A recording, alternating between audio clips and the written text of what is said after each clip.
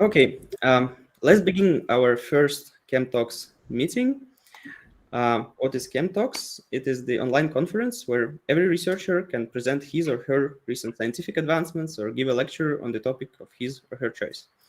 Our today's speaker is Professor Igor Alabugin from Florida State University.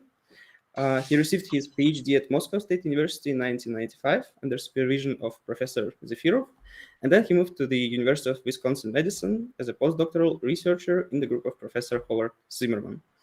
In 2000, he became an assistant professor in the Department of Chemistry and Biochemistry at Florida State University, and in 2010, turned to a full professor.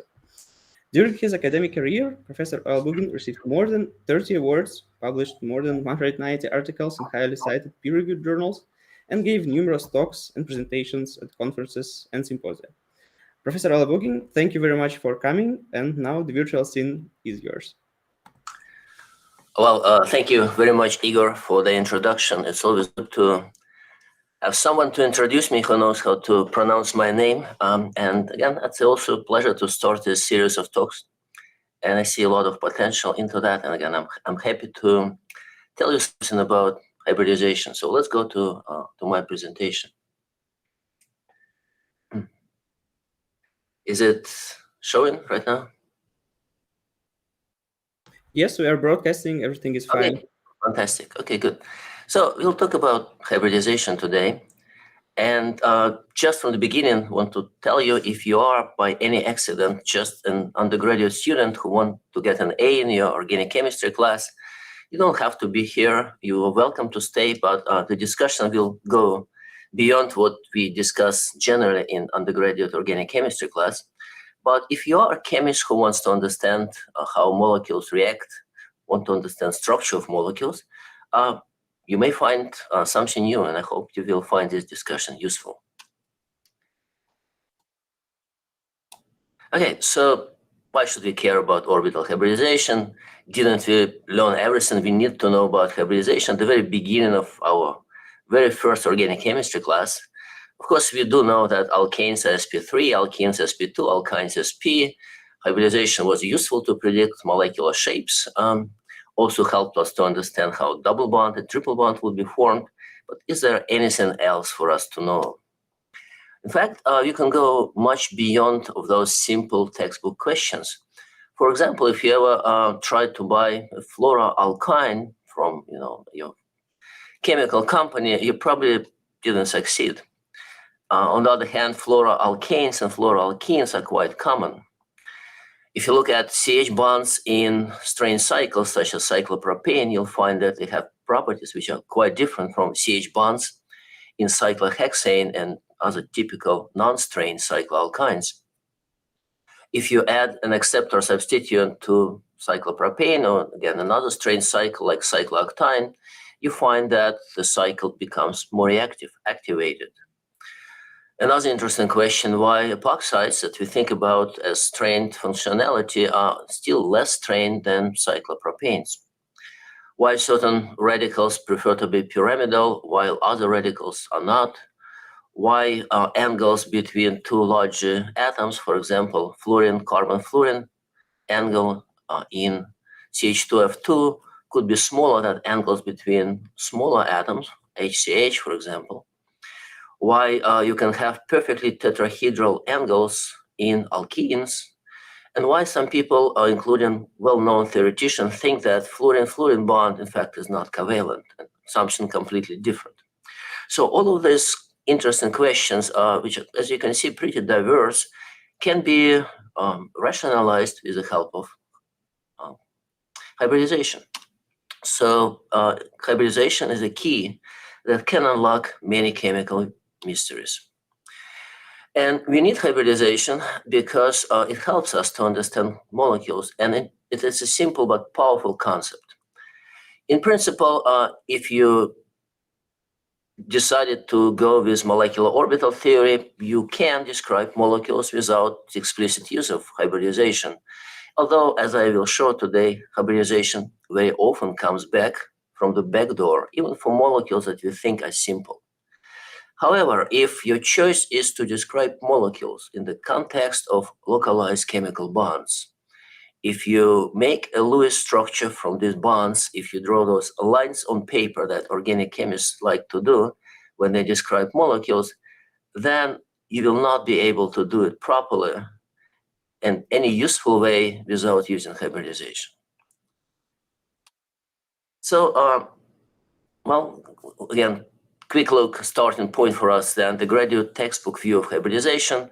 In fact, this is all just copied from a textbook, so I'm not go into that into detail. I think all of you have some idea that hybridization is mixing, and that in context of atomic orbitals, it gives us a way to come up with spatially directed orbitals which we can use to make chemical bonds and molecules of shape which corresponds to reality. For example, methane would be tetrahedral. And it's a little bit like magic. You take some mathematical operation, and now suddenly, instead of an s orbital and p orbital, you have two hybrids, and the molecule is linear, the way you want it to be. Or you can mix three orbitals, s and 2p, and that allows you to make atoms which are trigonal planar, and then you can combine them to make a double bond or something else. Or you can mix three p orbitals and one s orbital, and again, as magic, you come up with new set of hybrid orbitals. Okay, and there's again some mathematics or quantum chemistry, whatever it is.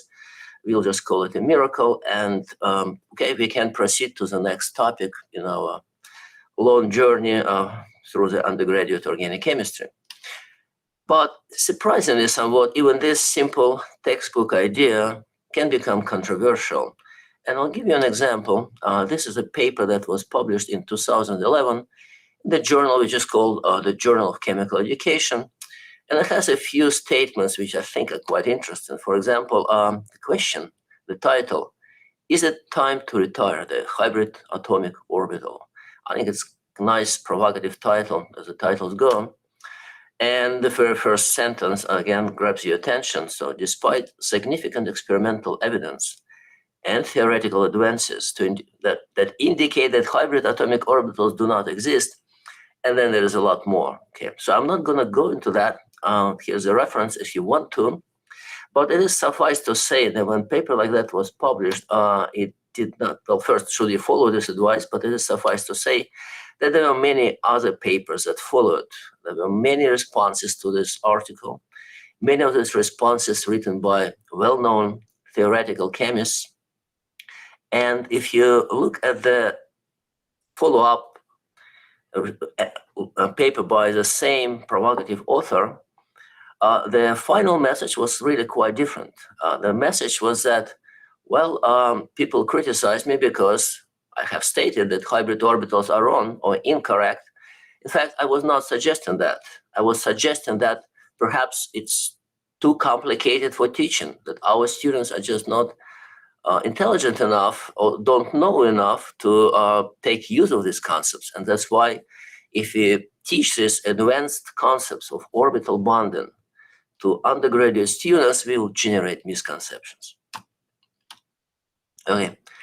And in fact, you can argue with that. In fact, you cannot describe, again, as I say many times, it is a miracle that we can draw lines of paper, call it a Lewis structure, and this would tell us something about reality and the quantum world of molecules.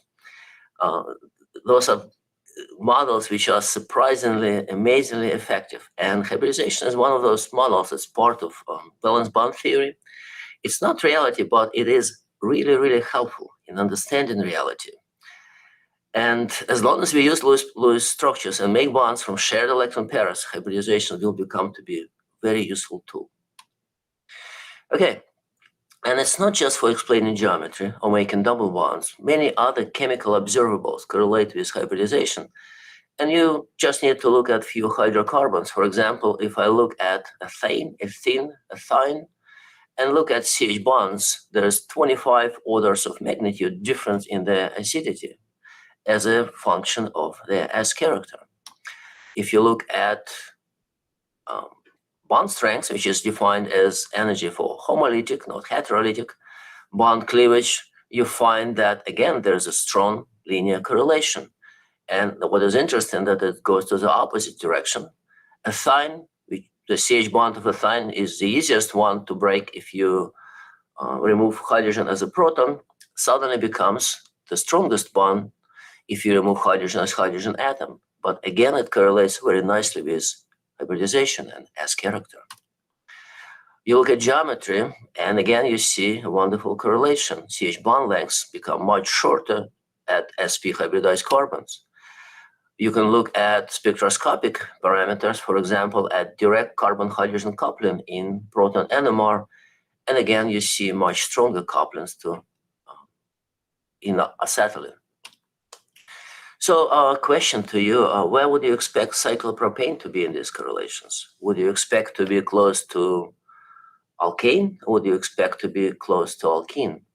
Well, in this case, based on what we know from undergraduate chemistry, we cannot really predict hybridization. Unless you open more advanced textbooks, then you will find the answer. But if I'll put my pKa's, bond dissociation energies, CH bond lengths, or NMR coupling constant, you'll see that cyclopropane, interestingly, is very close. The CH bonds are very close to CH bonds of an alkene. And again, it has to do something with hybridization and how hybridization responds to strain. Okay. So hybridization in general is very useful as a way to control reactivity. We sometimes say that SP hybridized carbons are more electronegative. And that's one way to explain why pKa of acetylenes is lower. You can probe this idea by looking at relative stability of intermediates that you can make by adding either proton, hydrogen atom, or hydride to a triple bond. And compare this type of intermediates, vinyl, cation, radical, anion, to similar intermediates that you can make from alkene. Here's an equation which I set up for you. It's an equation where you transfer again either hydrogen atom from alkane to vinyl radical to make alkyl radical and alkene, or do the same with proton or anion. So when you do that, you interconvert radicals, cations, or anions. And it turns out that energy cost for these interconversions is dramatically different, and it depends strongly from hybridization. For example, vinyl cations are destabilized relative to alkyl cations by about 20 kcal per mole. It's a very large penalty. If you look at radicals, vinyl radicals are still destabilized, but the penalty is about 10 kcal. This is much more reasonable. In fact, vinyl radicals are highly useful intermediates. You can make them, and they can accomplish very difficult transformations. While vinyl anions are quite stable, and that could be an advantage, easier to make, but you'll have lower reactivity. I'll show you one example of how we can use hybridization effect in synthesis. So here is a reaction. It's a reaction of a radical with a benzene ring. Of course, we know that benzene is a very stable functionality, but vinyl radicals can react, can break aromaticity, make new CC bond, and the process is exergonic. You see that delta G, the free energy of reaction, is negative in every case for the three substituents that are shown here. If you look below at the alkyl radical addition to benzene, you find that the numbers now are positive. These reactions are endergonic.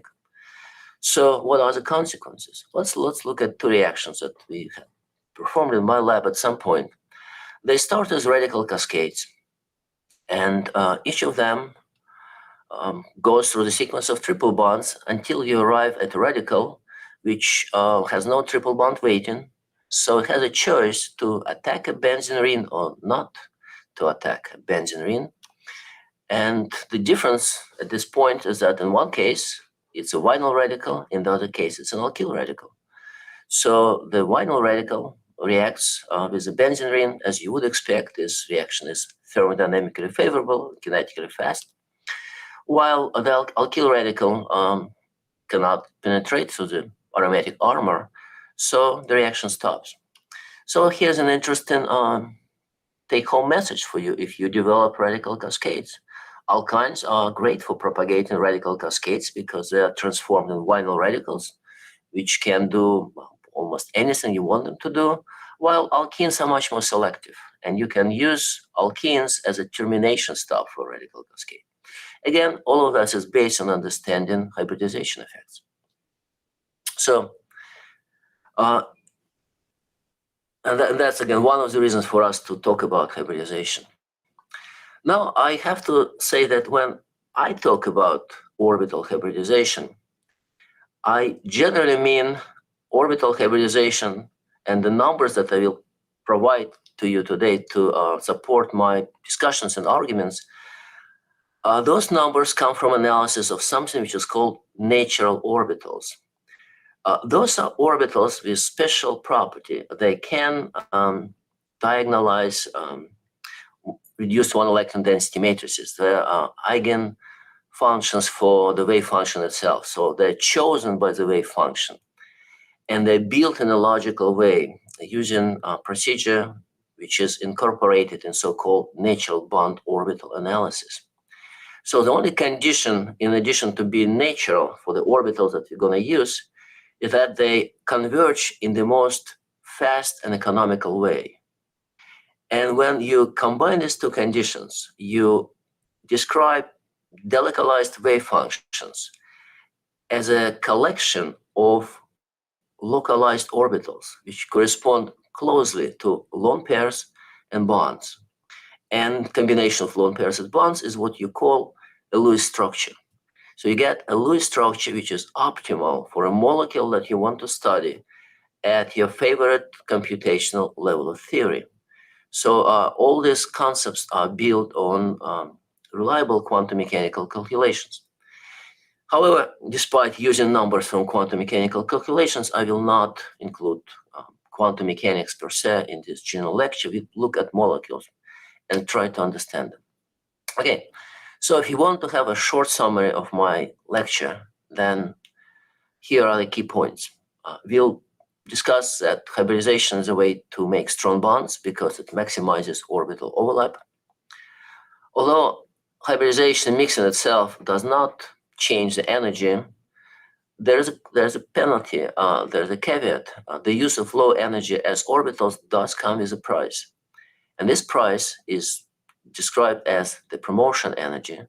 It is proportional to energy gap between s and p orbitals. We know SP3, SP2, SP from undergraduate organic, but many other hybridization types are possible. The only condition is that the total SCharacter and P-character should be conserved. SCharacter in all hybrid orbitals at an atom, a carbon, for example, should add up to 100% because we started with one s orbital. And for P-character, it should add up to 300% because we had started with 3 p orbitals. You only redistribute hybridization. You don't create S and P character out of the thin air. Hybridization can change. It is dynamic, and in any given bond, it depends on the partner. If the partner wants to depart, then hybridization would change. If the partner change in some way, for example, a proton coordinated somewhere, hybridization can change along the path of molecular connections. Atoms and orbitals compromise in order to coexist and make stronger connections. There is a very common type of touch compromise, which is very general. This is the correlation of hybridization with electronegativity. It's called the Benz rule. And there's also correlation with orbital size. And then you can also change hybridization by changing geometry. And you can change geometry by introducing hybridization imbalances. This connection sometimes is very useful. It allows us to understand how electronic structure would change if you change geometry. Okay, so now let's look at details. So again, we're looking at hybridization. We will start with this picture, and it is certainly familiar. This is a electronic state of an isolated carbon atom in space, somewhere between Jupiter and Saturn, and there's nothing next to it. So it has 2 electrons in the 2s orbitals, 2 electrons in the 2p orbitals, and well, that's it. You can move one of these s electrons into high energy state, which will cost you energy. And then after you do that, you can mix all this into hybrid orbitals. Notice that this particular step, hybridization, doesn't cost you any energy, but the first step did cost you energy. So in fact, all organic chemistry, in some ways, chemistry of excited state of carbon atoms. This electron promotion, again, is a cost for including low energy s electrons into chemical bond, and it is permissible in this case because the energy cost for electron promotion, about 100 or so kcal, is compensated by formation of 2 strong carbon-hydrogen bonds, which bring back about 200 kcal. So you balance your thermodynamic checkbook, and all of that is favorable. But if I look at other atoms, for example, if I continue from carbon to nitrogen to oxygen to fluorine, the gap between s and p orbitals starts to increase. And it increases quite strongly. For example, it's for oxygen at almost twice that for carbon. And that should, if you think about that, have dramatic consequences for hybridization for these elements. Again, and we'll discuss that at some point. A quick technical note before we continue. I will talk about SCharacter. That's one way to describe hybridization in an SPn or SP lambda hybrid orbital. We generally talk about hybrid orbitals as SP2, SP3. So you can go from this description to SCharacter by using these simple equations. SCharacter is 100% divided by 1 plus lambda. So and again, we'll have an example at the next slide. Again, there's a conservation law. So if I take all SCharacter in all valence orbitals at the carbon, it should end up to 100%. Total p character should add up to 300%. This is just a manifestation of the fact that you start with 1s and 3p orbitals. There is also a simple equation which is useful, so I'll put it here as well. This is equation that it comes from the work of Coulson. It describes the relation between lambda parameters and valence angles. So 2 different hybrid orbitals form the angle. Valence angle would depend on hybridization, and this is an equation to describe it. Simple equation. We know methane has sp3 hybridization, quote unquote. Lambda is 3. 100% divided by 1 plus 3 is 25%. That's your SCharacter. The rest is p character. So okay, sp3 orbitals are 25% s, 75% p. Okay, we knew that. That's not new. Okay. The next question, but if you know that, I can still ask you the next question. So, okay, methane is certainly sp3 hybridized. But is it true for all alkanes? Are they all sp3 hybridized? And if you go to other hydrocarbons, would you see other hybridizations in addition to the standard sp, sp2, and sp3? Well, it turns out that the answer is you can have much more. And the idea is that the pool of electron density at the central atom can be reshaped by its chemical surroundings to accommodate a rich variety of bonding possibilities. When we have atom in space all by itself, nobody knows what its hybridization is. It's like a Schrödinger cat. But once you bring something close, you will distort the shapes. And in order to describe the new shapes of electron clouds, you need to use something else, not just atomic orbitals. And here, we have to go beyond these limited choices of orientations that s and p orbitals provide. We can get to variable directionality by mixing, hybridizing orbitals, and we can do it in many different ways. Atoms are not limited to the standard selection of sp2, sp3, sp. Any percentage of SCharacter in a given hybrid orbitals from 0 to 100% range. Less than 0 cannot be more than 100. Anything in between is possible. Okay. So the hybridization parameter lambda in an sp lambda orbital could be any integer, could be 5, could be 25, could be 95. So any number here is possible. Could be 0, then you have an s orbital. Could be infinity, then you have a pure p orbital. Okay. So as character changes from 0 to 100%, lambda parameter could be from 0 to infinity. Okay. And here's a scary thought for you. So even ethane, the next simple hydrocarbon, if you think you understand so well, is not sp3 hybridized. The HCH angle is not tetrahedral angle. It is smaller. If you calculate percentage of S character into carbon-carbon bond, you find it's close to 30%, and in CH bonds, it's less than 25%. Okay, so the hybridization is not the same. And here an even scarier thought. Here is a molecule where you have a perfect tetrahedral angle. It is a 1,1 difluoroethene. There's a double bond, but you have 109.5 angle, and it's again a very interesting molecule. We'll come back to this in a second.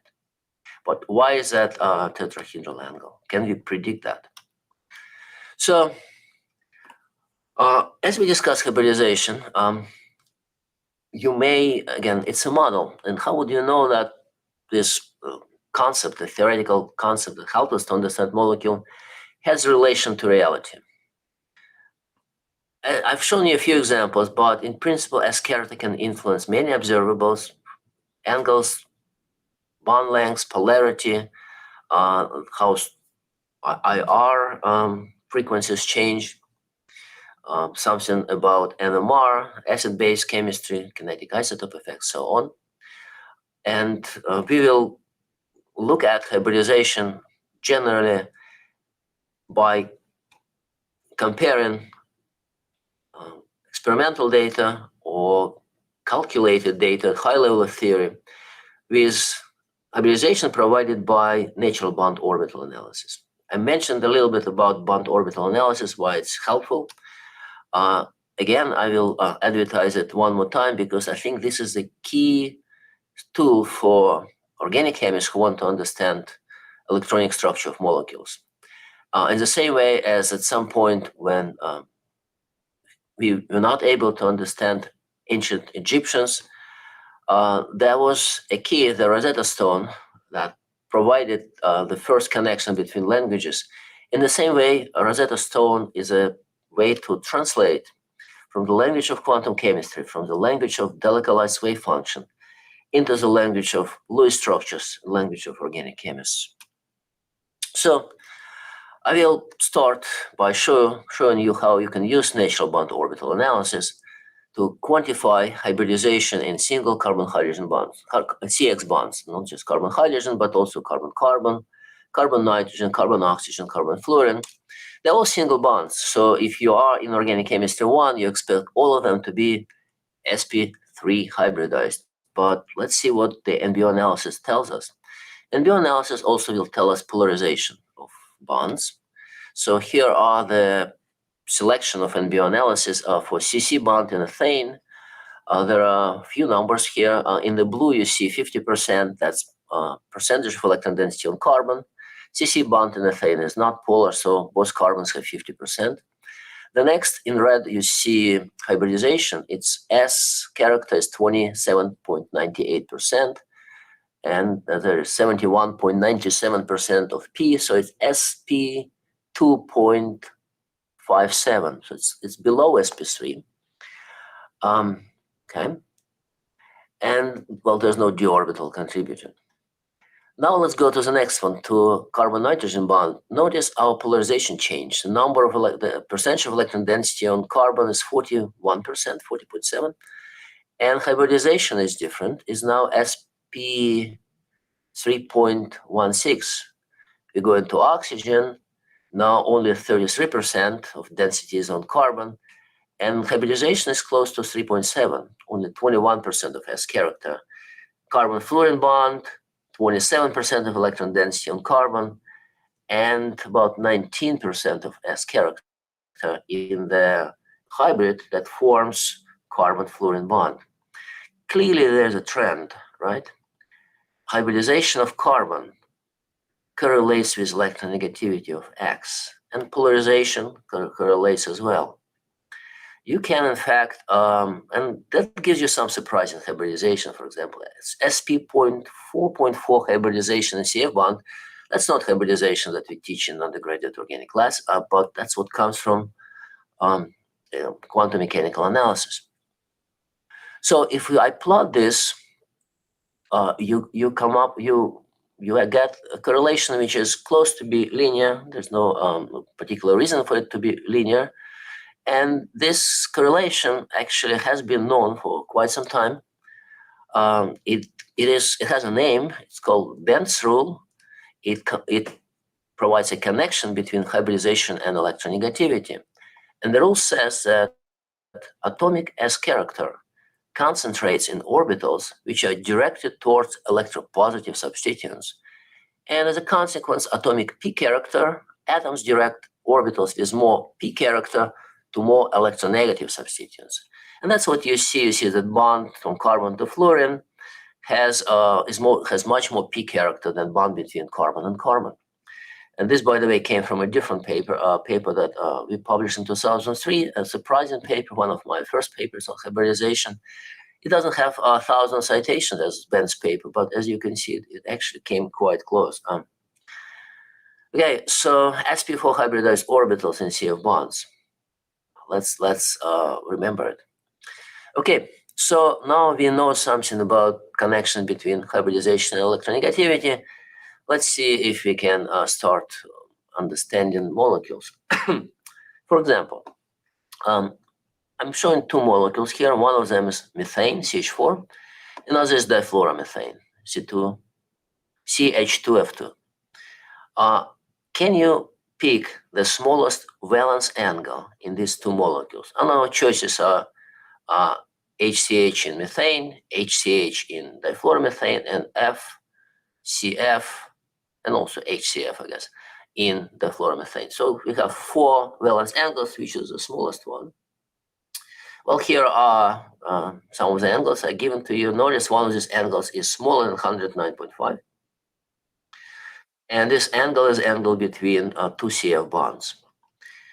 I don't know if it will be surprising to you or not, but one could think about fluorines as being larger than hydrogens. So you could expect this angle to be larger than tetrahedral, but it is smaller. It is smaller because, as we know, carbon directs orbitals with more p character to electronegative elements. Angle between p-rich orbitals is smaller. At the end, angle between two 100% p orbitals is 90 degrees. So the more p character you put in your hybrids, the smaller is the valence angle. So here it's 108.9. And now I'm showing you another molecule, and you saw it already. So you hopefully remember which of these angles was 109.5. And this is angle between two CF bonds. In ethene, the angle between two CH bonds is 120. But when you change hydrogens to fluorines, you introduce more p character, and the angle should decrease. And accidentally, it just happened this way. Nature had it for us that it became perfectly tetrahedral. And there are indeed two sp3 bonds at an SP2 hybridized carbon. And this is somewhat interesting. So let's look at this a little bit deeper. Okay, the angle is tetrahedral. So does it mean that carbon uses sp3 hybrids? You would expect it to direct more p character, but is it exactly sp3? And what are the other orbitals which carbon has in this CF2 group? So here's my little table. What I put there, two sp3 orbitals that make two CF bonds. Each has 25% of S character. There's one p orbital that makes a double bond, has no S character, pure p orbital. It all should up to 100%. So what do you think is percentage of S character in the last remaining orbital? Well, 100% minus 2 multiplied by 25 is 50%. So what is the hybridization? It should be SP. So we have an alkene which doesn't have a single sp2 orbital in one of double bonded carbon. It has two sp3 and one sp, okay, and one p orbital. And if you look at NBO analysis, that's exactly what you see. You see that CC bond shown here. So I'm showing hybrid at C4. That's how Gaussian labeled it. It's about SP. It's SP 1.1. While if I look at CF bond, it's nearly perfectly SP3, SP 2.99. So that's what quantum mechanical calculations tell us, and that's exactly what you get from our geometric analysis of hybridization. Okay. Also, one take-home message that it is improper to talk about hybridization of an atom. In general, atoms would have orbitals of different hybridization, and you can have an sp2 quote-unquote carbon, which doesn't have a single sp2 orbital. You can only apply hybridization if you want to be understood correctly to specific orbital in a specific bond. Then you are safe. But if you talk about hybridization of an atom, that's an approximation that could lead to misunderstandings. Okay, another way to use Benz rule in action is to apply it to reactive intermediates. For example, why would carbon, again, quote unquote, change its hybridization, go from sp3 to sp2 when we ionize, when you go from methane to methyl cation? Well, you can think about positive charge as a substituent of infinite electronegativity because it doesn't leave any electron density on the carbon. And because it has infinite electronegativity, carbon directs orbital with as much p character as possible, 100%, to the positive charge. And that leaves all s character that's available for 3 CH bonds, so they become sp2. And you can apply it to others. For example, here is vinyl cation. If you apply hybridization analysis, then positively charged carbons will have 2p orbitals, one empty, that's where the positive charge is. One is part of the double bond, and that makes it overall sp hybridized and linear, and that's exactly what you see. Okay. Another example, if you look at structure and conformational interconversion of molecule, for example, pyramidalization, it is accompanied by changes in geometry. For example, if I look at ammonia, very important molecule, we use 2% of world energy to make ammonia. So ammonia is pyramidal, it's not flat, but the barrier for going to inverted ammonia through so-called umbrella motion that you see here, this animation is only 5 kcal. So ammonia is easy to invert. It doesn't have any conformational stability. But if we change substituents from hydrogen to fluorines, that NF3 suddenly has a very high inversion barrier. If these fluorines would be, let's say, isotopically labeled, you will have a stable enantiomer of NF3. Just by virtue of isotope differences. So, okay, 64 kcal and 5 kcal, that's a dramatic difference. Let's see where it comes from.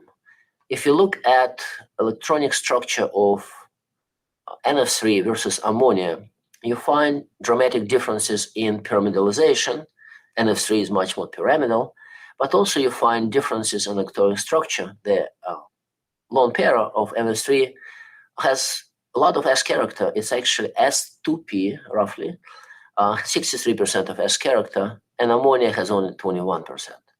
So what happens as you planarize these molecules? Nitrogen lone pair should become 100% p because that's planar geometry.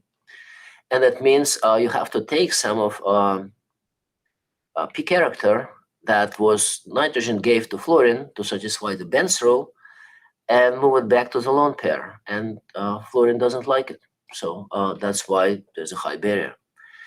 If you think this is an isolated example, think about why methyl radical is planar, but CF3 radical is not. In fact, there's 33 kcal barrier for inversion for CF3 radical. Again, think about hybridization. What happens with the radical center in the planar geometry? How does it change CF bonds and hybridization there as well? Okay, so another example.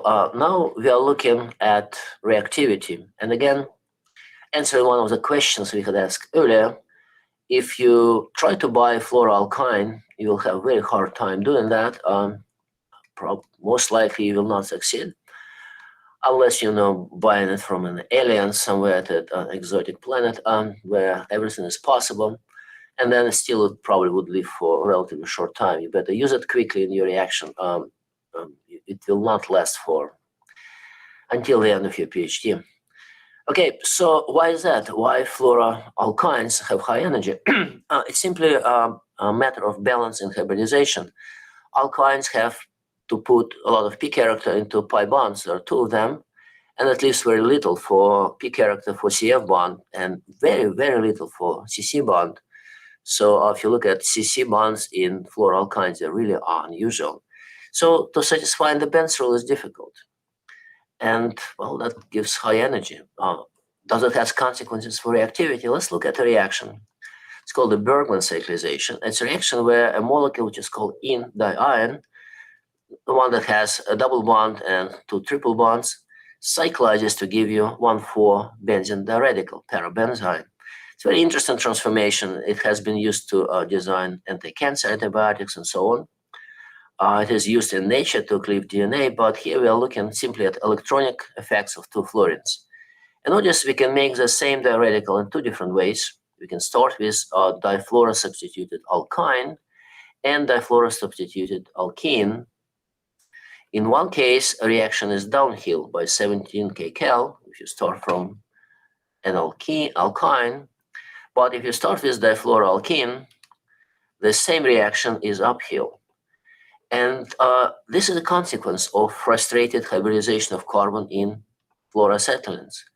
As you go from alkyne to benzene ring, the amount of SCharacter that carbon can put the amount into CF bond decreases greatly. That's exactly what you need for satisfy the Benz rule. Carbon can put more p character into bond to fluorine because it doesn't have a triple bond anymore, just a double bond. So decreasing SCharacter in CF bond is favorable, and reaction, notice it's about 20 kcal difference between the two reactions. So you go from thermodynamically unfavorable if you start with difluoroalkene to thermodynamically favorable if you start with difluoroalkyne. Another example. Now we are looking at another reaction of alkynes. Famous reaction, it is a strain-promoted click chemistry, the one that so deservingly brought a Nobel Prize to Caroline Bertozzi. It had a few molecules, cyclooctanase on the left, and you see barriers for cycloaddition with methyl azide. The barrier for cycloalkyne is only 10 kcal, so it's a fast reaction. But if you do it in biology, if you do bioorthogonal chemistry, you're doing bimolecular reactions at high dilution. Even this low activation barrier is still not sufficiently low. You want the reaction to be faster. And that led to a number of modifications. For example, one is dibenzocyclooctane. Notice we fused two benzene rings, and now the barrier is only 6 kcal. And a simple explanation is that bonds between SP2 hybridized carbons are shorter. So introduce shorter bonds in a strained cycle, and you made it more strained. And that could be an explanation. Another way to use strain effects by using hybridization is fuse a cyclopropane. Remember the CC bonds of cyclopropane, banana bonds, they are about SP5 hybridized, according to Coulson-Moffett model. Then if you look at exacyclic bonds relative to three-membered trim, they have to be as rich, and that means they should be shorter. It should be about SP2 hybridized. Again, you introduce more strain. And the one that Caroline Bertozzi published at some point in 2007 is difluorocycloalkyne, or DIFO. It's a very interesting molecule. We published a couple of papers on this molecule too. It has a combination of several effects, electronic, but there's hyperconjugative component, but there's also a strain component due to increased S-character in the carbon bonds and the fluorosubstituted, in the ring bonds and the fluorosubstituted carbon. Okay, so you increase the carbon-carbon angle because there is more S-character, and that makes 8-membered ring to be more strained and more reactive. Okay, and you can again. So it seems like we did not really introduce sp2 carbon, but in fact we did by introducing CF2 group in a cycle. That's an interesting, I think, still underexplored way to control strain in cyclic molecules. Okay, so here's a little bit of spooky file. Actually, I have to acknowledge my hosts, Igor in particular, who helped me to craft some of this PowerPoint. So here's an image that he should take credit for. So the Benz rule, as I have shown, is quite useful for organic chemists, but can we expand it beyond carbon? And there are actually reasons to think that this expansion is not trivial. I'll start with a picture that you probably saw in your undergraduate general chemistry class. This is a molecular orbital diagram for several diatomic molecules, C2, N2, O2, F2. We started to build molecule from just combining two atoms. And that was this interesting difference. So let me start by looking at oxygen and fluorine. How do you start building molecular orbitals? You start from the bottom, you have s orbitals. You mix them, you make bonding and anti-bonding, 1 sigma star. Then you go to p orbitals, and you mix p orbitals in two ways. One of them is sigma type, that gives you sigma orbitals, two sigma. And then there's also pi type overlap, and that gives you 2 pi orbitals. And then you occupy them depending on number of electrons that you have.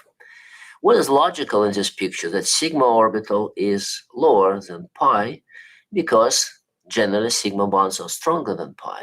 And so this is a typical, simple, logical order. But if you look at carbon and nitrogen, notice that order is different. Now 2 sigma, shown in red, is higher in energy than px and py. And that's not what you expect for sigma overlap. And also, if you look at the way how orbital is depicted here, it is somewhat different from what you expect. There's not as much density here between the carbons. So why is that? It has to do with hybridization. In fact, the 1 sigma and 2 sigma orbitals in carbon and nitrogen mix. And mixing atomic orbitals is hybridization. So you see it comes back into molecular orbital picture. And this is why these 2 electrons are pushed up. So this particular orbital diagram, this 2 sigma orbital populated, describes nitrogen. If you remove them, you'll get C2. C2 is a very unusual molecule. It has 2 levitating pi bonds without a sigma bond, and that's a consequence of hybridization. So why is that? It has, again, to do with this plot that I've shown before, difference in promotion energies. S orbitals are much more compact, close to the nucleus, so when atomic charge gets larger, when you go from boron to fluorine, the energy drops quickly. P orbitals are further away from the nucleus, they have a node on the nucleus, so as you increase atomic charge, they're not affected as large. So the SP gap gets larger. And now let's look, we looked at diatomic molecules. Now let's look at molecules where you have a single bond between atoms. So you have BH2, CH3, CH3, NH2, NH2, OH, and F2. Okay, you go from ethane to F2 through hydrogen and peroxide. The interesting point here is hybridization of oxygen-oxygen and fluorine-fluorine bonds. Notice that the amount of p character here is very small. In fact, oxygen, you can say, is sp9 hybridized in the oxygen-oxygen bond. So this is far from hybridization that we need to make localized, well-overlapping hybrids, hybrids for making a sigma bond. And it brings the question, does it contribute to the high reactivity and instability of peroxides and fluorine? I think it's an interesting question. Okay. So let's explore hybridization systematically. Again, we will take one step from carbon. And as I said several times, I will use NBO. That's the most economical way to describe the localized wave functions with localized orbitals. And it naturally produces hybridization. Okay. So what do we see? And how do we do that? So we take molecules where we look at different types of bonds. So we'll look at hybridization of central atom X, and we'll change partners. So X would be one of 5 elements from second period: boron, carbon, nitrogen, oxygen, fluorine. And for Y, we will actually go through to 2 periods below. So we'll have 15 different elements, 75 bond types. And again, here's how NBO does it.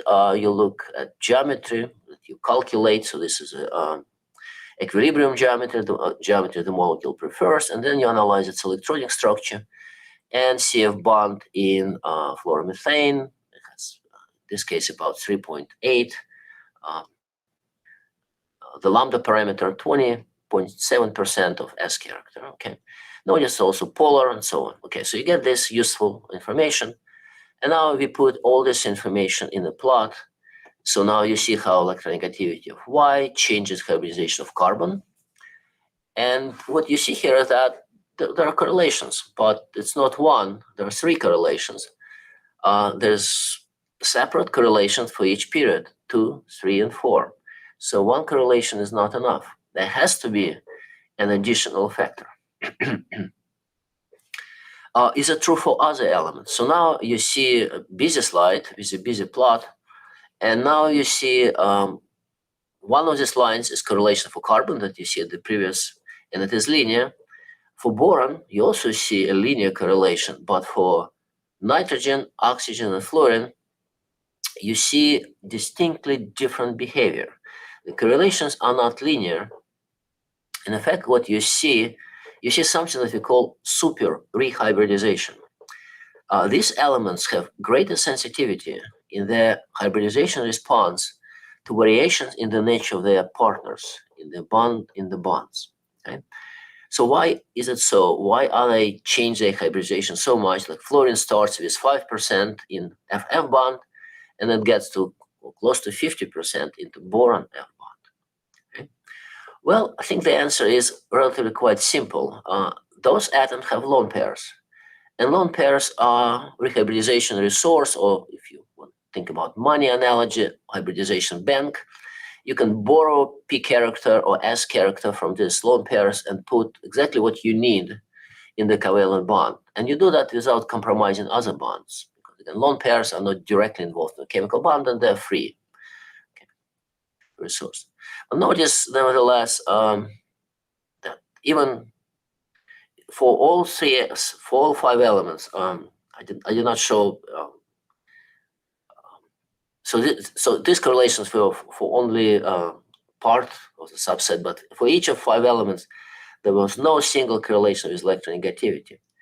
But you could make this correlation to be general for each element if you add just one additional parameter. And this parameter is shown here. You see it's a 2-dimensional correlation where in addition to electronegativity, we use covalent radius, the size of an atom. It's a projection of a plane. So you see plane from a side, so it shows as a line, and you can see that deviations from the line are really quite small. You can project this plane to 2-dimensional, so actually 3 2-dimensional place correlates electronegativity and covalent radius, electronegativity and SCharacter, and covalent radius and SCharacter. And for each of the 3 planes, you don't see a strong correlation. You see different correlations. You don't see one single individual correlation. But if you combine 2 parameters, everything works very well. So I think what we have here, we have a new, more general Benz rule, which is valid not only for carbon, but for other elements. So in this case, it's formulated for carbon. Carbon directs hybrids with more P character towards more electronegative elements, and to elements with larger radii. And you can have this rule for other elements as well, and it works equally well. If you look at the paper published by us 2014, you'll find this analysis for other elements. Okay, so here's again a summary. What we saw before, we saw this linear correlation between hybridization and electronegativity.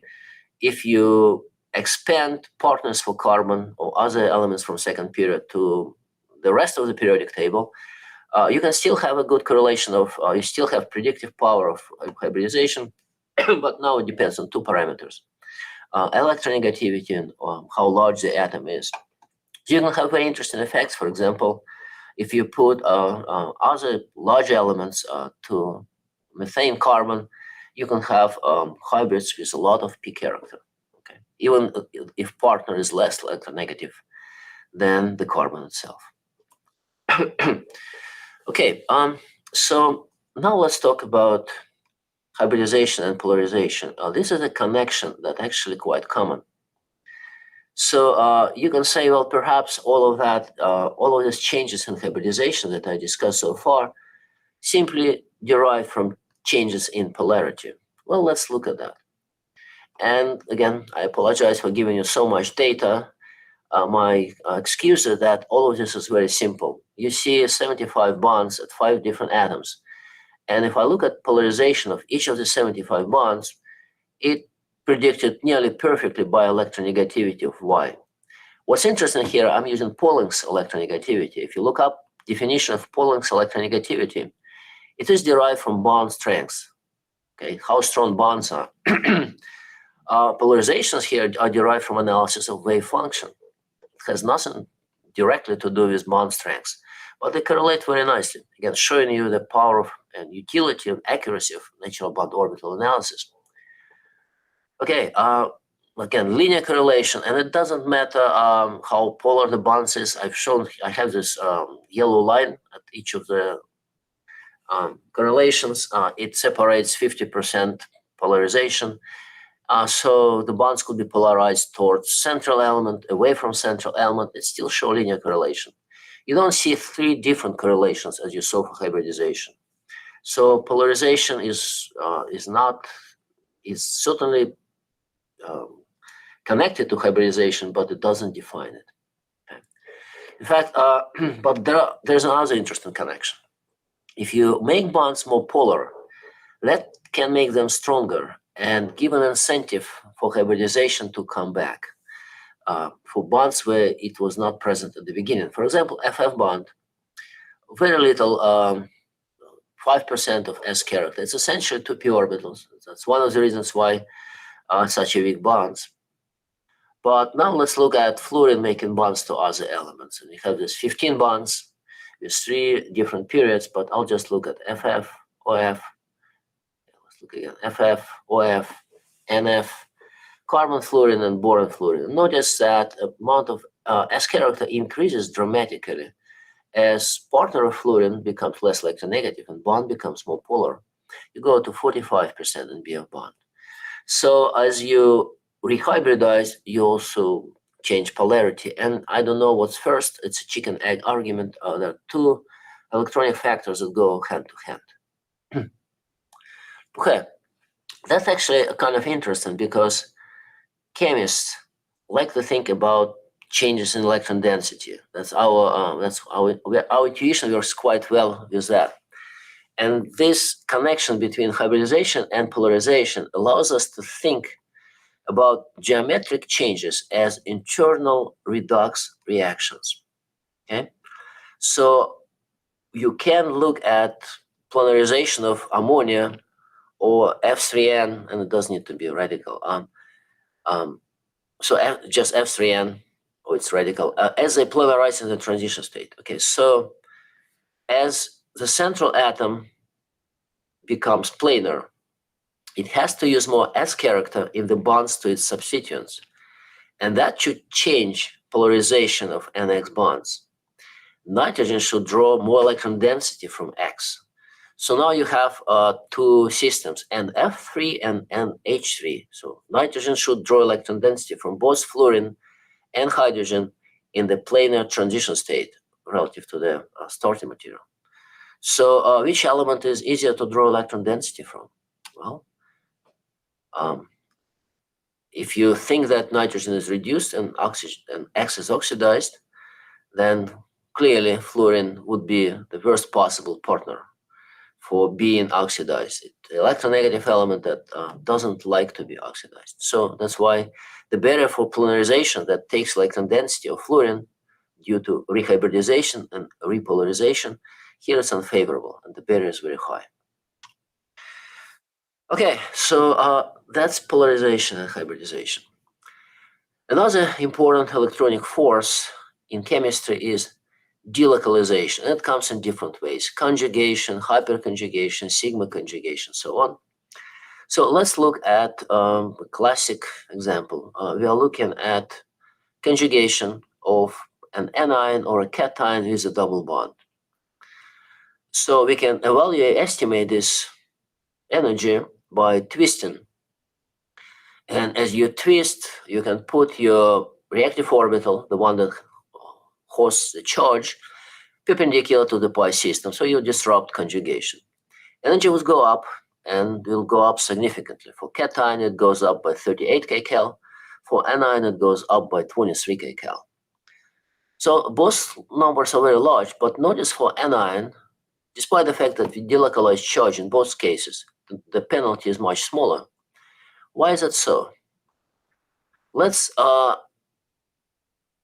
And you can understand that by looking at intrinsic hybridization preferences.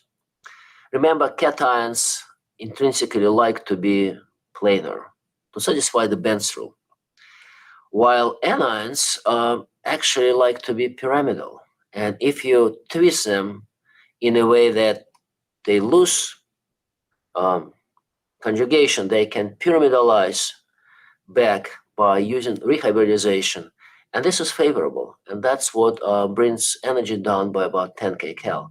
Another way to think about that, if you go from orthogonal anion to planar anion, you change hybridization of non-bonding orbital to have it 100% p, because that's the one that overlaps better with the pi bond. And you have to pay the penalty for going away from ideal hybridization of the anion. The same arguments could be applied for amines. Amines are neutral analogs of carb anion. And a good example, well analyzed, is the one of anilines. Aniline is non-planar. So here, hybridization wins the argument with delocalization. But if you put acceptor substituents at the para position where they can interact to nitrogen lone pairs through resonance, you will favor more the planar one. You still will have not complete planarization, but the more acceptor X is, the closer anilines would be to planarity, and the smaller would be difference in energies between non-planar and planar geometries. Okay, and here's one more example. This is a little bit esoteric, but it is so important molecule that, in fact, it's worth discussing. So this molecule is ethane. Ethane, if you look at hybridization, uses more SCharacter to bond to carbon than to bond to hydrogen. And this is surprising because carbon is more electronegative than hydrogen. So based on the Benz rule, you would expect just the opposite. Also, the CC bond is non-polar, so why would you give more SCharacter there? Okay. So this is a consequence of, again, the tug of war, the interplay between two effects, hybridization and hyperconjugation.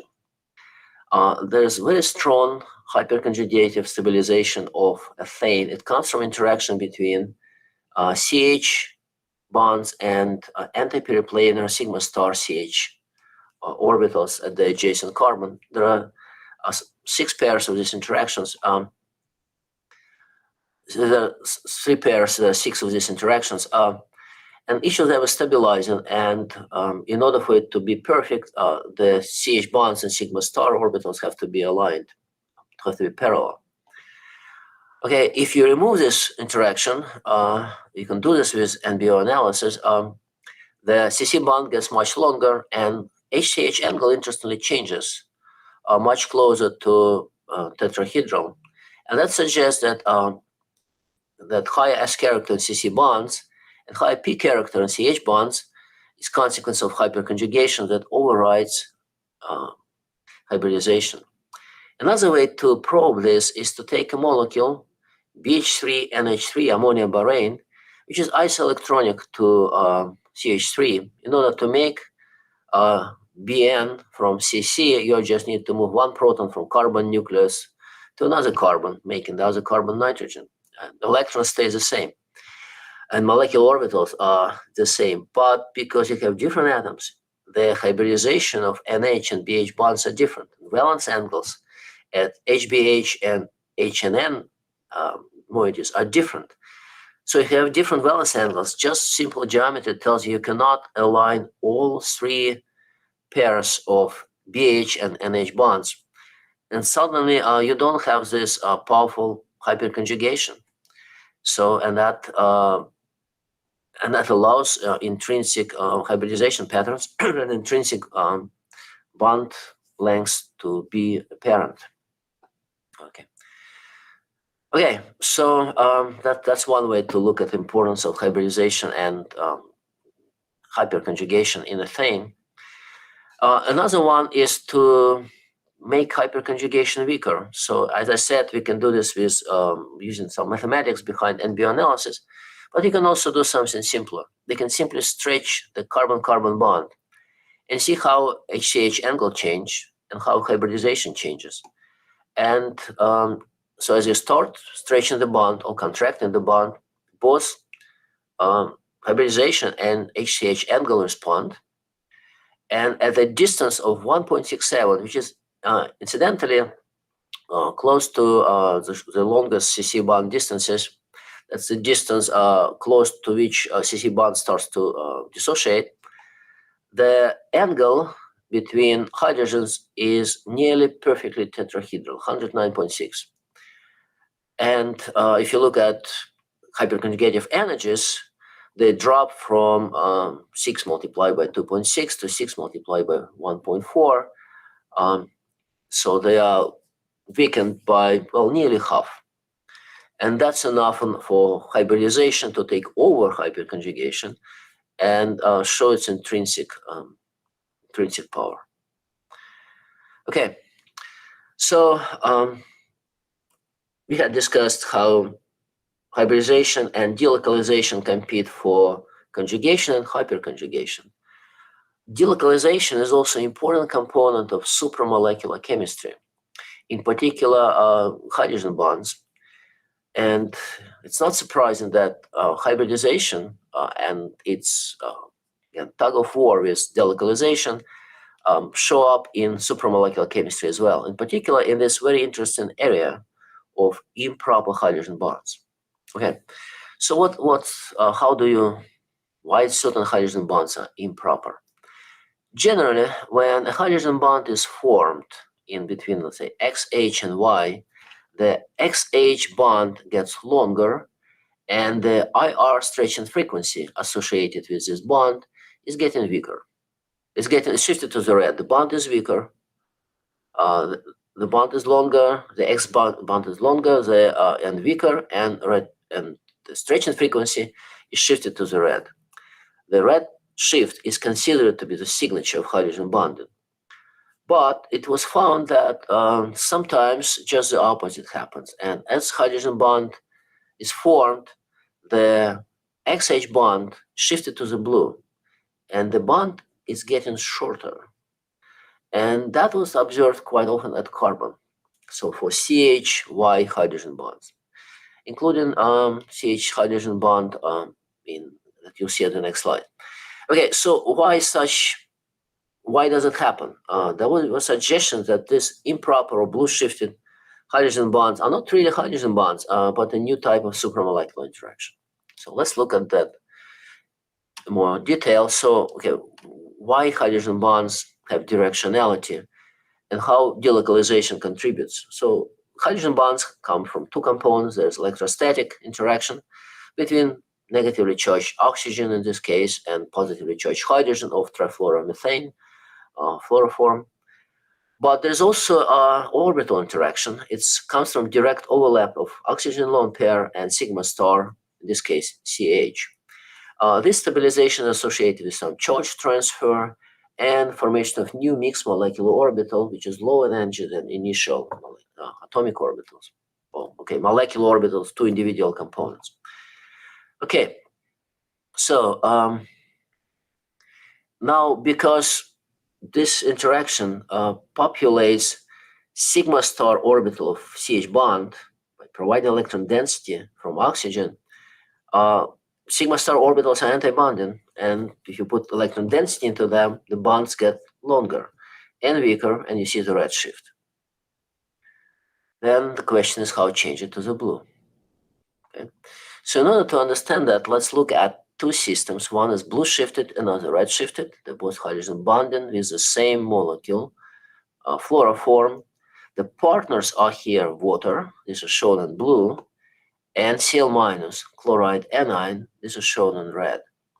There are equilibrium distances shown with arrows 2.27 for chlorine and 2.1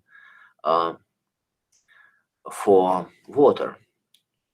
Notice that the two curves look similar, and in both cases, initially, so what you see how CH bond changes as a y-axis relative to the distance between chloride or water and hydrogen. So as you start to bring this closer to hydrogen, in both cases for Cl minus and water, the CH bond initially starts to contract, starts to get shorter. And then at some point it changes. As orbitals get closer, you start to get overlap, they start to get longer. And the question is what the outcome depends on the matter of balance. For water, the equilibrium distance is the one which is where CH bond did not elongate more than the isolated CH bond in fluoroform. But in chloride, the elongation was much more pronounced, so we see much longer CH bond. Okay. So the two curves are really similar, and they tell us that what's happening here is somehow the two forces, one that leads to shortening at longer distances, and another to elongation at shorter distances. But again, it's a balance between the two. So, well, again, and that's what you see. Okay, so the two forces are hyperconjugation and rehybridization. And here's to see how that happens. Let's look at changes in SCharacter in carbon that forms CH bond as a function of distances between hydrogen and water and chloride. Again, notice in both cases, you start by quickly putting more SCharacter into bond to hydrogen. Why is that? Well, hydrogen can see the reservoir of electron density as a lone pair coming towards it. So effectively, it becomes less electronegative. And carbon can put less p character, more s character to this hydrogen. The more s character you put, the shorter is the bond. So rehybridization of CH bond due to approach of a partner to hydrogen should lead to bond contraction. And the origin of that is parallel. You see in parallel, you see change in polarization. As you put more S character into CH bonds, they can become more polar. And so you have two this electronic effects merged together, rehybridization, repolarization. And they both lead to shortening of CH bonds at longer distances. But at the shorter distances, you have direct orbital overlap. Now you start to get electron density getting into sigma star orbital, and you start to elongate the bond. Okay, so we saw a combination of two factors. Okay, so we have a little bit more left, and I'm kind of glad that I don't think I'm limited in time, so I'll keep talking, but there may be maybe 15% of the lecture left. Now we'll talk about geometries, how geometries can change hybridization. And I will look at geometries by looking at unusual strain molecules, cyclopropane, epoxide, aziridine. And my first equation So I will use what's called isodesmic equations calculated at this level of theory with DFT. What the first equation shows, it shows me energy cost for transferring fluorines from difluoropropane to difluorocyclopropane. And notice once I put fluorines at the cycle, the energy goes up by 14 kcal. That's a large penalty. So acceptors destabilize small cycles. That would be my conclusion. Second equation shows how I transfer nitrogen from acyclic molecule, dimethylamine, to cyclic molecule, aziridine. And again, I transfer an acceptor, but now the number is negative. So aziridine is less strained, according to this equation, than cyclopropane by 4 kcal. And it would be true for oxygen as well. So it also would be. And this is kind of interesting because CN bonds are shorter than CC bonds. So you would expect that they would be more strained, but the answer is clearly the opposite. And then here's another one. You have NF bond, and you transfer NF bond into small cycle. And it turns out that here, well, it doesn't make any difference. It's 0.3 kcal, so it's very close to 0. Okay, so all of that suggests that there are interesting effects of substituents. The question on strain, the question is where do they come from? And of course, hybridization would be important. So in order to understand how strain and hybridization are connected, let's look at correlations of relative strain energy defined by this equation shown in the box with electronegativity of Y in the exacyclic bond between carbon and substituent. So as you go, again, there are quite a few substituents we look at. The most electronegative is fluorine. There are also a few metals like tin and so on, orbitaloids.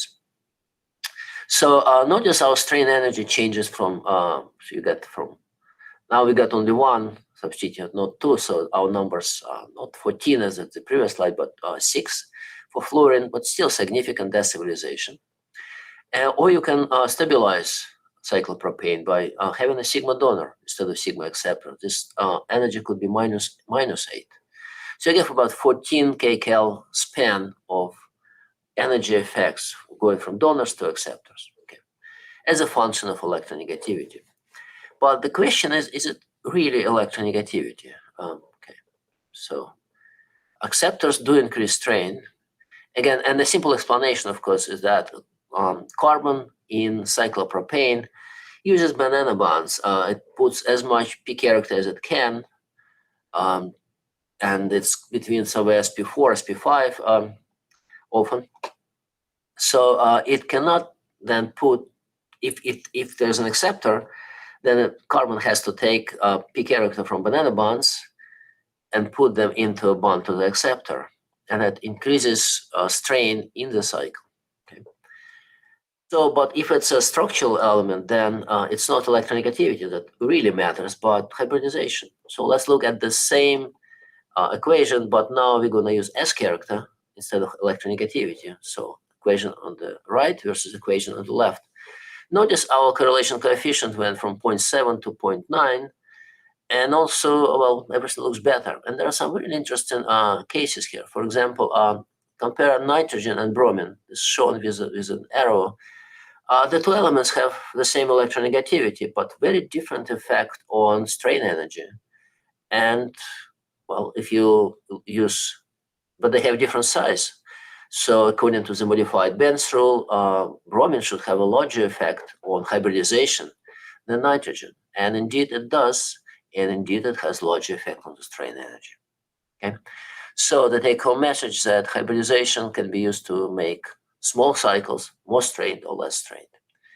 Okay, so I started with showing you a few mysteries, and I promised to unlock why one cannot buy cycloalkyne, fluoroalkyne, why CH bonds are much more acidic in cyclopropane, why exacyclic bonds to acceptors destabilize small cycles, but epoxides and aziridines are less strained than cyclopropanes.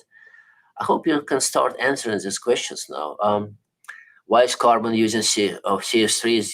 Why is carbon of CH3 using SP4 hybrids and CF bonds? Why it's not SP3? That should be an easy question for you now based on the Benz rule.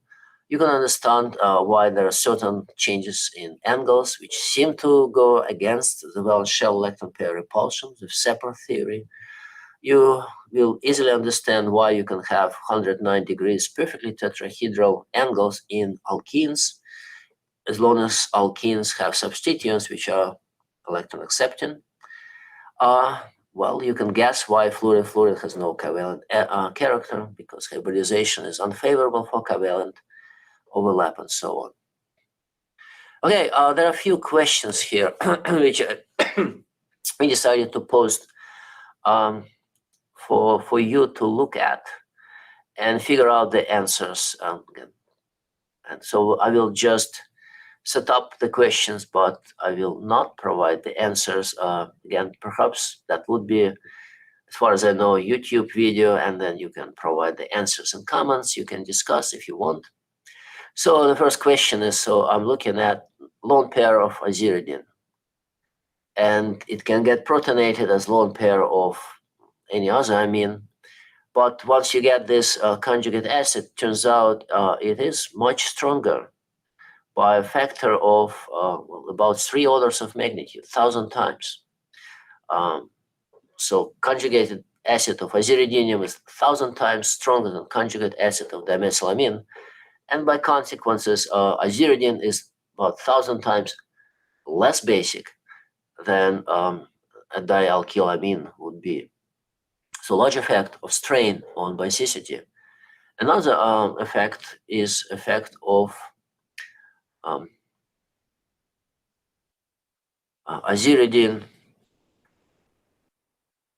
This is, by the way, that structure was not written by me, so it is incorrect, unfortunately. If you take aziridine and combine it and add carbonyl as exocyclic substituent, not including in the same cycle, then you would get much greater barrier for rotation for dimethylamine than for aziridine. So somehow you lose about a large part of rotation barrier. Yeah, and these structures will have to post correct structure. Okay, then another interesting question. So look at these two heterocycles. We are trying to deprotonate them. In both cases, there's an N bond in the cycle, and there's CH3 bond, CH3 substituent next to nitrogen with a double bond. In the case of 6-member trine, deprotonation happens at the methyl group.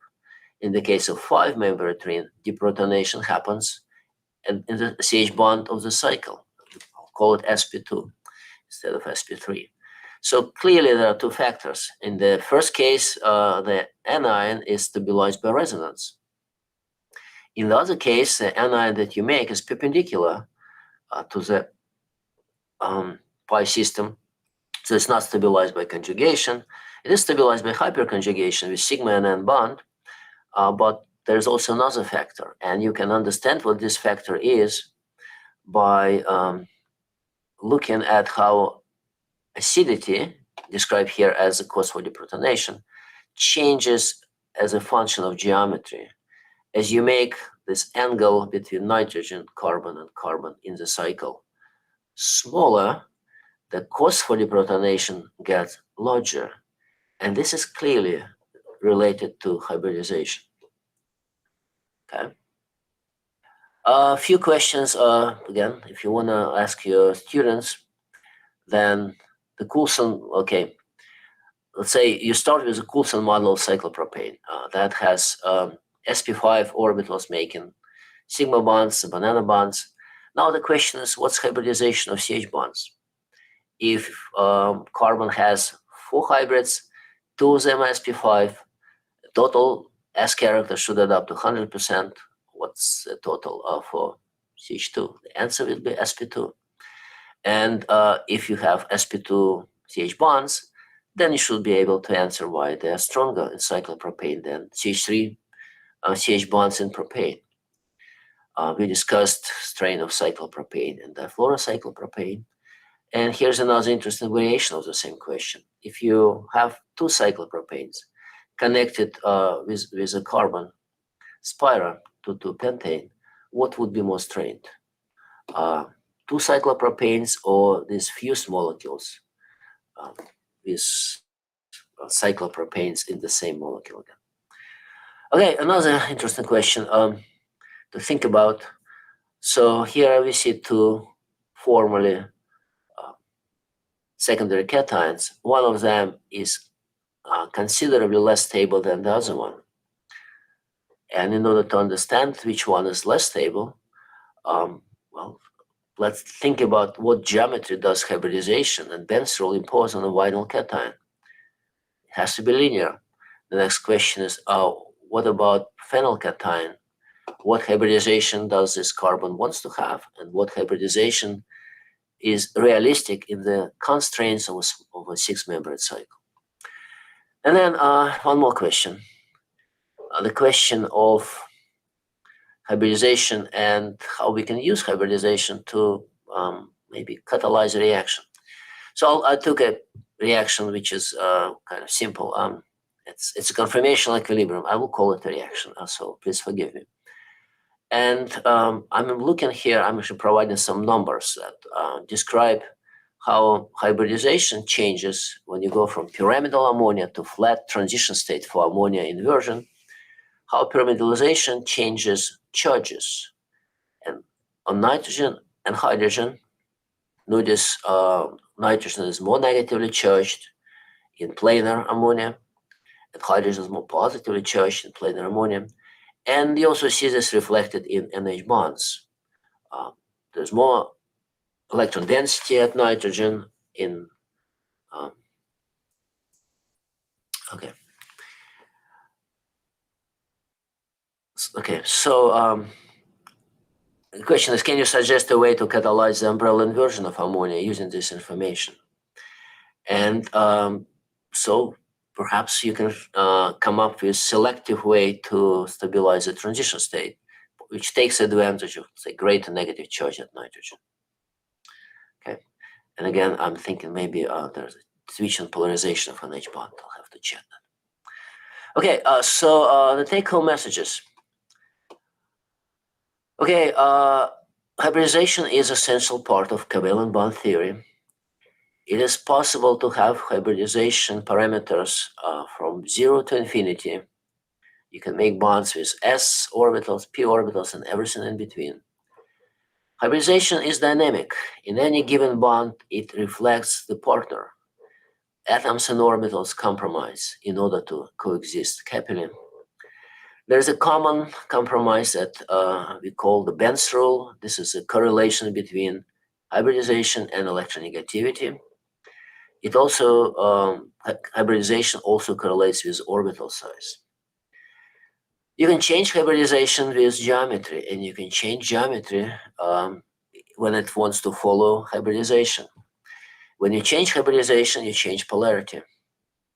And if you want to look at atoms that are different from carbon, then you have to be cognizant of penalty for promotion energy, using low energy s electrons in chemical bonding. This could disfavor hybridization and lead to weak bonds with little covalency. Okay, I think that's all for me. I'd like to acknowledge a few people though. The two people that were instrumental for our papers on hybridizations were first Mariappan Manoharan, who was a postdoc with me and now faculty member here in Florida, and Stefan Bresch, who was a graduate student who started as a physical chemist but wanted to do organic synthesis. And he did both in my group, and he was the person who, together with Mariappan Manoharan, published a paper on extension the Benz rule, including to the rest of the periodic table. I also like to acknowledge a few people whose discussions with me were super important for me. Frank Weinhold, who taught me natural bond orbital analysis. Wes Borden, who published wonderful papers about hybridizations, interesting molecules, but he also gifted me a molecular orbital analysis of the Benz rule, which you can find in my paper, but I did not include in this paper, in this talk, in the interest of time. And also, I had, together with Wes, I had wonderful discussions with Roald Hoffman about importance of hybridization in molecules like ethane, which was quite thought-provoking and useful. Again, so here's a picture from Japan, and you can see that even jet lag cannot make a chemist stop smiling. Okay, this is all. So thank you very much for your attention. I hope there are still people who are maybe here. I want to ask questions. Perhaps I'll be happy to answer. Thank you very much for your nice talk. So in the description, I mean, in the comments to this video, you will find the link to the our conversation. So just follow the link, and we'll accept you. And one by one, everybody will be able to ask the questions. In the meantime, I have also one question from my side, even two of them. So the first one is about the basis set, which you used to calculate the NBO analysis. So the question is the following. Does the basis set influence the results, I mean, of the NBO analysis? And if yes, then have you benchmarked the basis set until the convergence or not? So this is the first question. Okay, it's a good question. Of course, basis set matter. They matter but they matter more for accurate description of wave function. You need to have a reasonable basis set to describe your molecules well. And then, of course, well, the NBO analysis would work well for any basis set. I think if you make it super large, there may be there will be some numerical differences, but difficulties. But for normal basis sets, it works fine. It's a quality. As long as you describe your wave function with sufficient quality, you'll get the same hybridization numbers. The numbers, of course, will change with different basis sets, but they will not, as far as I know, as long as you are close to good wave function, they will be sufficiently close. Thank you. And probably the second question about the extended Benz rule. So you have shown various compounds which you tested for this theory, and obviously you have also calculated their geometries. You've calculated also their wave functions, and also performed the NBO analysis afterwards. So the question is, the elements which are in the second period, they are absolutely okay to calculate with the methods which you shown. But if we go to the bottom of the periodic table, to the third or even to the fourth period, for example, with the selenium, then the relativity starts to be important. And the question is, did you take into account the relativity? And when you calculate your orbitals and the NBO in general, and if yes, then how are these results are comparable to those with light elements without relativity effects, and thus probably different basis set? I hope the question is clear. Yeah. Okay. Well, I think it's a great question. Again, it goes back to describing the wave function. I think once you describe, if you have the right methods to get the right wave function that includes relativity, then NBO will analyze it just fine. What you will get, I honestly don't know. I think it's a very interesting question. I think effects of relativity on chemical bonding is, again, there's so much in chemistry that goes beyond carbon, and that's, again, one of those fields. I don't know exactly how effects of relativity would change hybridization trends. Well, one consequence, for example, of relativity is that gold is so electronegative. So, well, from that point of view, if you know how relativity changes electronegativity, you can predict how bonds between, let's say, carbon and gold change their hybridization as a consequence of electronegativity change. So it was indirect effect of relativity. But that's an interesting question. It could be potentially paper just by itself, just looking properly at relativity and hybridization, connect these two concepts, which seem to be so different. But again, they're both important for understanding molecules. So I'm sure that it could be an interesting study. You want to do it? Do it. Thank you. I think now it's clear, more clear to me now. And unfortunately, nobody entered the conversation in Google Meet, but what is possible, I will just highlight the questions in the comments to this video. So the first question comes from Albert 1741, and the question is the following. One second. So why bond between fluorine and fluorine in F2 molecule is not covalent, even though the polarization is obviously the smallest possible?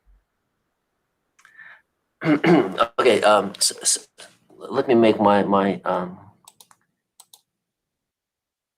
increase volume so I can hear you better. Okay, can you repeat? So it's a question about bond between two fluorines, right? Exactly. So I will repeat the question from Albert. Why the covalent bond between two fluorine atoms is least covalent, even though the polarization and Right. is the smallest possible? Great question. Okay, so the gap between s and p orbitals for fluorine is very large.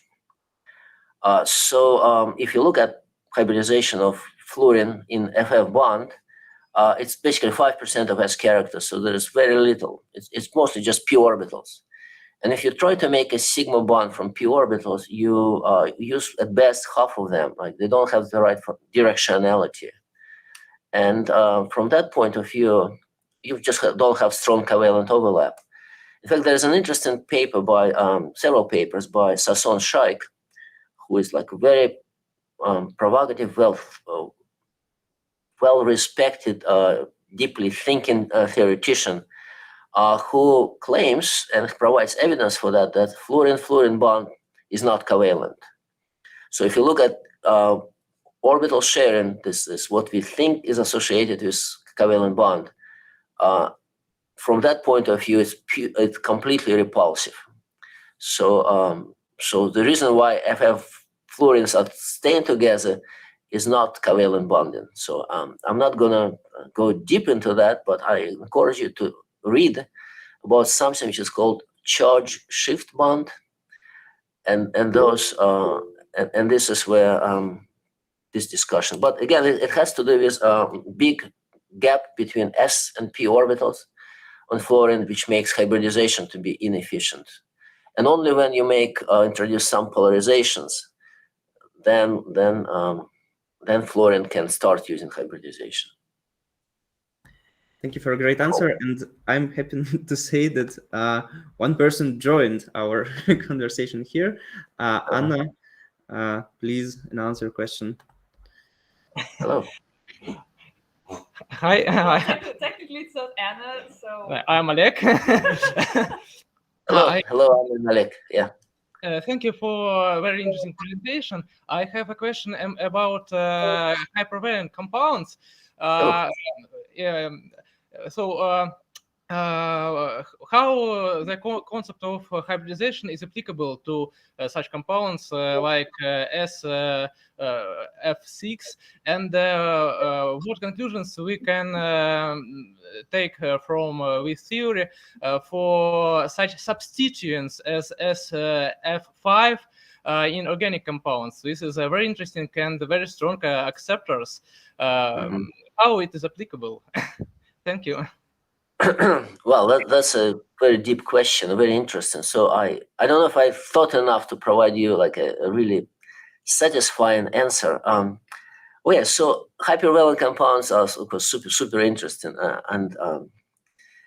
but the way how chemistry how they're made is fundamentally different, right? So you generally use a lot of 3-center 4-electron bonding. So like take, let's say, xenon difluoride, or like even sulfur with SF5. So you have 3 orbitals with 4 electrons, and there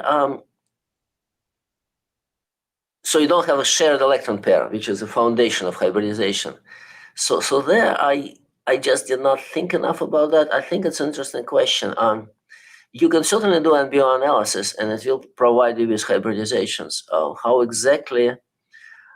Generally, I think what it would do, it would take the central atom of hypervalent situation and just use p orbital on that for making three center for electron bond. But also, there's of course this type of bonds are intrinsically not described well by single Lewis structure. So you always have very strong resonances. So I don't know. It's sometimes. So I guess hybridization is a concept that applies to molecules well described by one Lewis structure. Once you start to introduce resonance and go to more delocalized types of chemical bonding, there you don't know.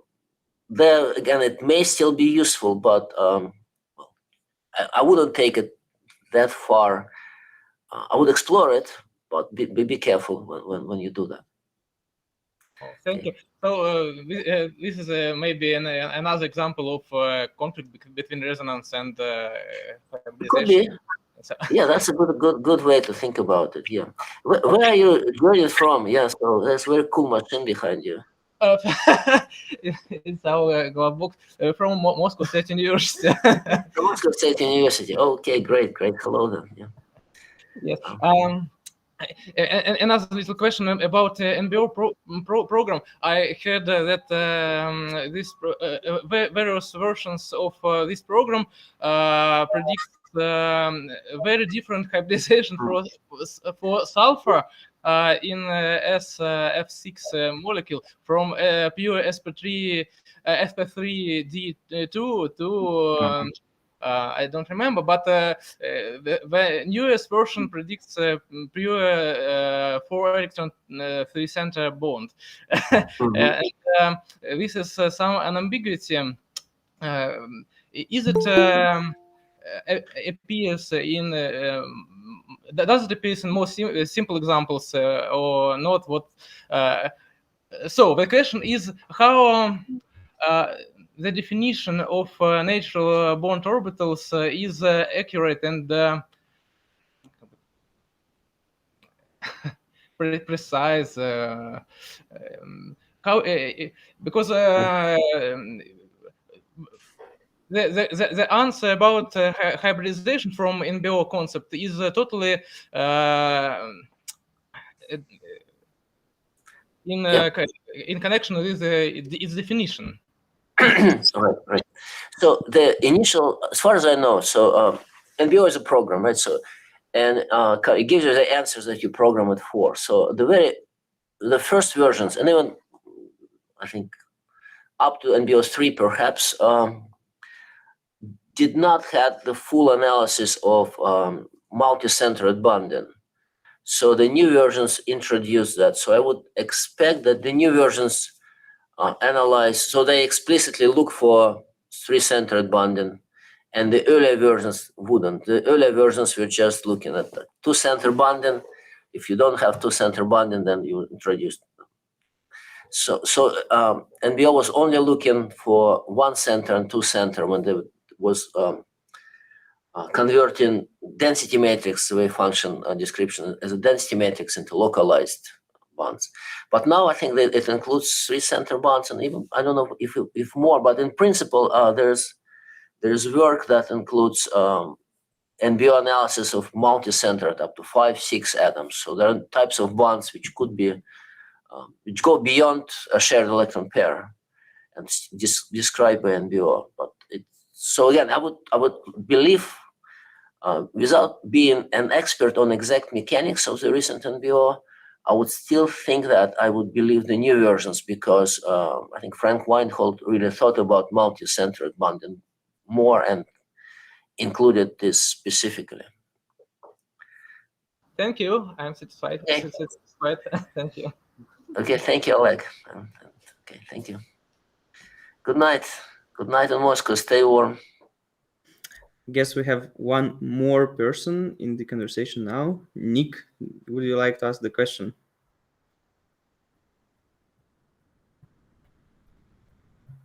Let's wait a couple of seconds. Probably Nick decides. Hello. Hello. Hello, what do you can say about, I don't know, Russian chemistry? Because I am from Russia, you know. It's my first stream in English, you know. Uh-huh. You can ask in Russian if you want. I will translate it into English. I Можно can по-русски спрашивать. say what I want in English. What do you think Mhm. about Russian chemistry, and what do you can say about innovations in chemistry science that are placed in Russia, that are producing in Russia? Well, I think there are great scientists in Russia, and I know many of them. I think, and they are not just there are many in Moscow, of course. So Moscow State is a place where, as far as I know, there's still a lot of good science is done. There are I collaborate a lot with people from Zelinsky Institute of Organic Chemistry. I think there are fantastic chemists there, and many, and also I continue to collaborate with chemists from other places like Kazan, for example. So yeah, there are many good chemists in Russia, and I see them still continuing to produce very good science. So of course, Russia is a big country, so there are many.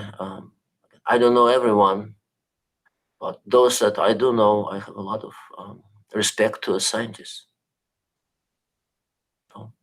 So what are you? Are you? Why are you asking such general question? Do you want to be a chemist, or you are choosing who to work with? I Send me. I want to be a biologist, you know. You want to be a biologist. I don't know biologists in Russia, but again, I would assume there are many good biologists too. Thanks. Okay. Thank you, Nick. So the further question also from Nikita Astash, some different Nikita. Mhm. I have forgotten to The same. turn the camera. Yeah. So the question is the following: how important orbital experiments are for chemistry, science, and new materials production? I think it's important to understand molecules. If you understand chemical properties, you can design better reactions. So I think everything starts with understanding of structure of molecules. And it's far from being trivial because molecules are not just lines on paper. They are something that it's very hard to see, almost impossible, and it's even harder to control. So the way how chemists do chemistry generally, you take it's like taking Lego, Lego constructor. You take all the pieces, you put them in a washing machine, and you let washing machine your stir bar in your flask run, and somehow miraculously you make molecules which are new. There's a lot of control. You make new materials, but again, it's the reason why you can do it because you understand what the pieces are and what they can do, how they can stick together. So it all starts with structure, as understanding properties, and then you can do something functional.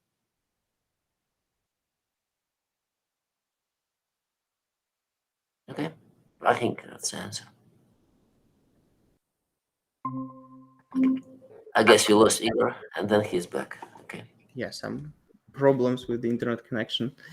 Mhm. So the last question, so it seems that your talk has inspired someone to join your group. That's why the person asks, how can he or she enter your group to do a postdoc position there?